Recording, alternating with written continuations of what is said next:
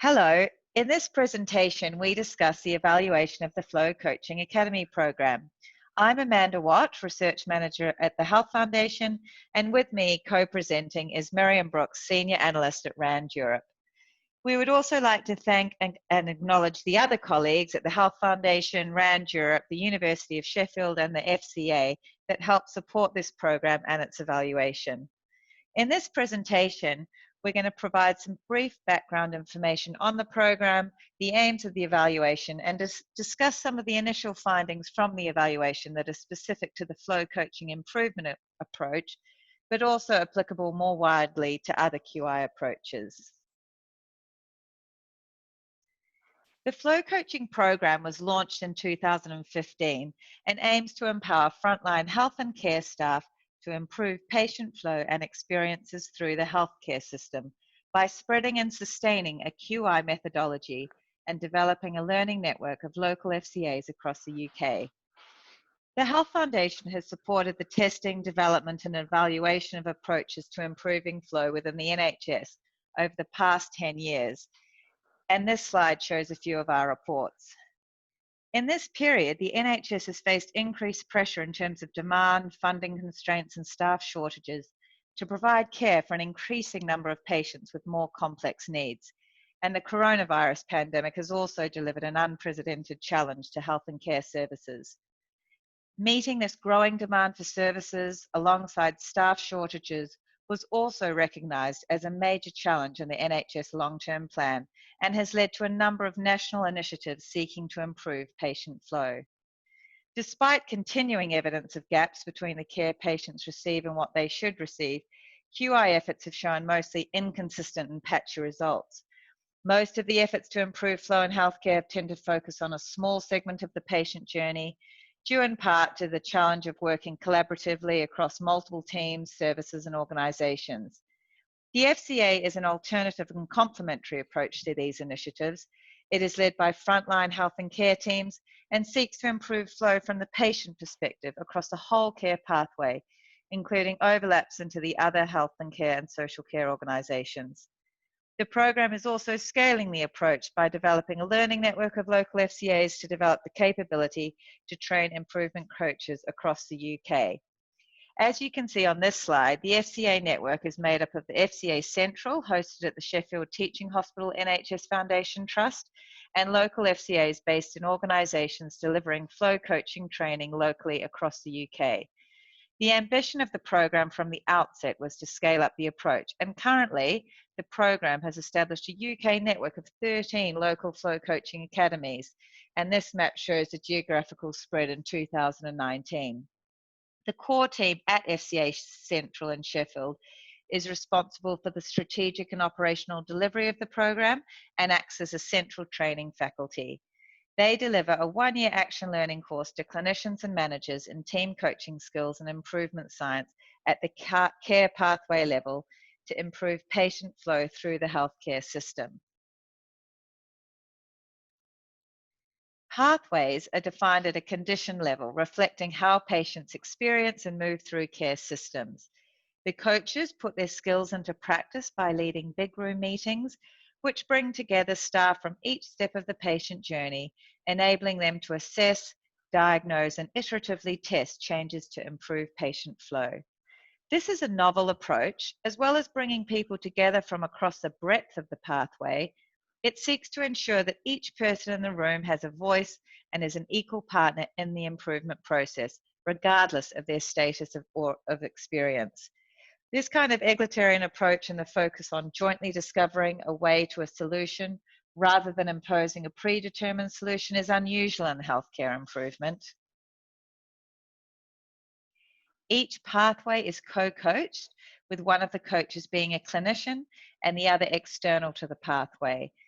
Local FCAs are established by local FCA faculty members who trained as coaches at the Central FCA, and the Central FCA initiates the development of the faculty for local FCAs, which can then deliver training to coaches from their own and neighbouring organisations. I will now pass over to Miriam, who can tell you more about the evaluation of the FCA programme. Great, thank you, Amanda. So, the Health Foundation commissioned RAND Europe to conduct an independent evaluation of the first 3 training cycles of the FCA program, and this took place between March 2016 to March 2019. And the evaluation was designed to combine formative elements to provide real-time feedback to support continuous improvement of the design and delivery of the program while the program itself was evolving. And it also included summative elements to give robust evidence on the effectiveness of the program. The evaluation had 3 key aims. The first one was to evaluate the effectiveness of the program in training flow coaches. The second aim was to assess the impact of the program within target areas, so namely pathways and specifically on patient outcomes. And the third aim was to analyze the potential models of spread of the program. As part of the evaluation and to help address these aims, we formulated a number of research questions that also helped guide the data collection. Further details on these and also on the evaluation approach are outlined in the final report of this evaluation, and this will be published later in the year alongside a learning report from the Health Foundation. In what follows in this presentation, we will give a brief overview of the evaluation methods and also some high-level findings that stemmed through this work. So the a variety of qualitative and quantitative methods were used to address the evaluation aims. The evaluation design drew on the MRC's guidance for process evaluations of complex interventions, and our project started with the development of a theory of change model, and this was revisited midway through the evaluation to reflect how the program evolved. In terms of the qualitative data that we collected, we conducted nearly 100 interviews with a wide range of stakeholders, and this helped capture the views of FCA staff, trainee coaches, senior staff in trust, as well as of big room participants, which included colleagues of coaches and also patients. We also conducted non-participant observations of flow coaching trainings, also observations of big room meetings, as well as of FCA operation meetings and events. And some of these interview and observation data were collected as part of case studies of selected flow coaching pathways, and this helped provide in-depth snapshots of the experience of participants, but also provided further insights on the potential impact of the program. In terms of quantitative data, the evaluation was further complemented by surveys that were administered at different points in time, and also that were answered by participants at different stages in their flow coaching journey. And finally, we conducted a secondary analysis of FCA pathway data, and the aim of this was to assess the impact of the program on patient outcomes. In terms of our findings relating to the first aim, we found that there were consistently high levels of satisfaction with the training, and also consistently positive reports of feeling prepared to become flow coaches by program participants. There were also clear benefits of the program that were reported by various stakeholders and that were attributed to the use of flow coaching in daily practice.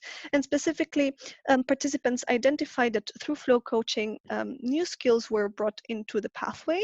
So the program brings together QI tools and coaching, and this was identified as particularly helpful in increasing the confidence of staff to lead improvement themselves.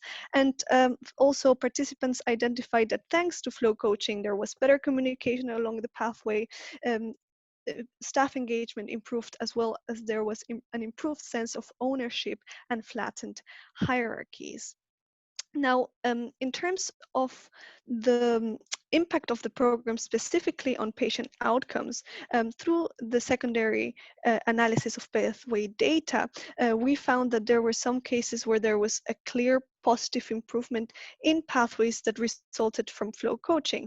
In other cases, there was evidence of positive change, but further data points were needed to corroborate these changes to be able to attribute them to flow coaching. So this highlighted the need for relevant contextual information to be collected alongside patient outcome metrics. And we also identified that there were structural characteristics of trusts that facilitated or hindered coaches' ability to obtain the necessary data, but this was also dependent on the nature or the complexity of the pathway. We are aware that following the evaluation, the Central FCA is actively working to further improve and support the use of data in flow coaching pathways, just as we are also aware that the Health Foundation is doing some wider work to support the analytical capability in the NHS. Finally, in terms of the spread of the program, we found that the program has been successful in establishing new local FCAs. At the moment, there are 10 local FCAs that have been established. Another 3 are currently undergoing training, and this all has been achieved under 5 years. Throughout the evaluation, we also saw improvements at the level of local faculty preparation. So coaches reporting that they are ready, that they feel capable of delivering the program themselves in new sites. And we also saw improvements in terms of the organizational readiness to establish local FCAs. And some of the elements that were identified as important for an organization to, let's say, achieve a good level of flow readiness were that it was important to secure organizational support, and also that there needed to be human and financial resources allocated to be able to successfully and sustainably deliver the program in a new local faculty or new local FCA. Finally, we also identified that the Central FCA still needs to find a balance between how much central direction should be given versus how much local adaptation can be allowed at local FCAs, while still staying true to the flow coaching model and without compromising the quality of the approach.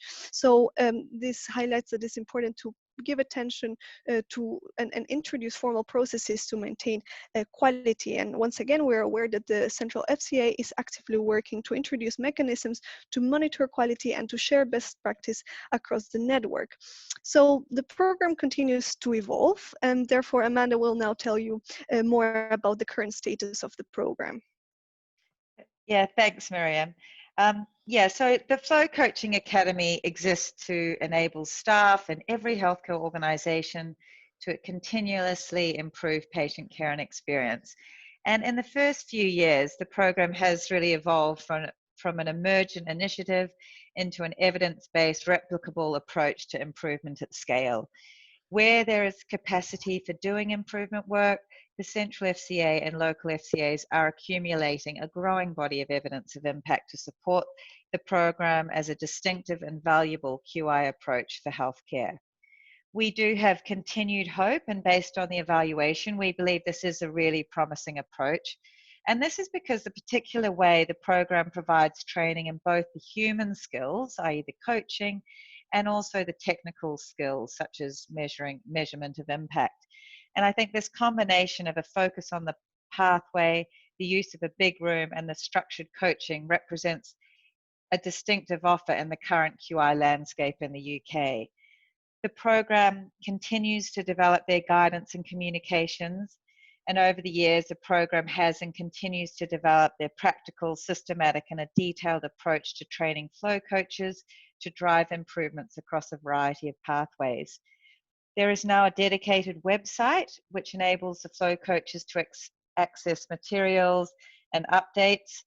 And they've also launched Workplace for the FCA network, which is a responsive and dynamic online platform to facilitate sharing of experiences and knowledge.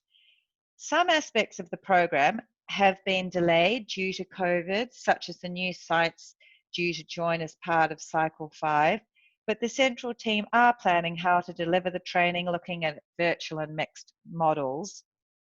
For the local FCAs, Some big rooms have needed to pause due to the COVID pandemic, and others have continued virtually. And in fact, some big rooms are actually supporting the COVID-19 response. These new ways of working, virtual meetings, might help facilitate patient involvement together with community and social care partners.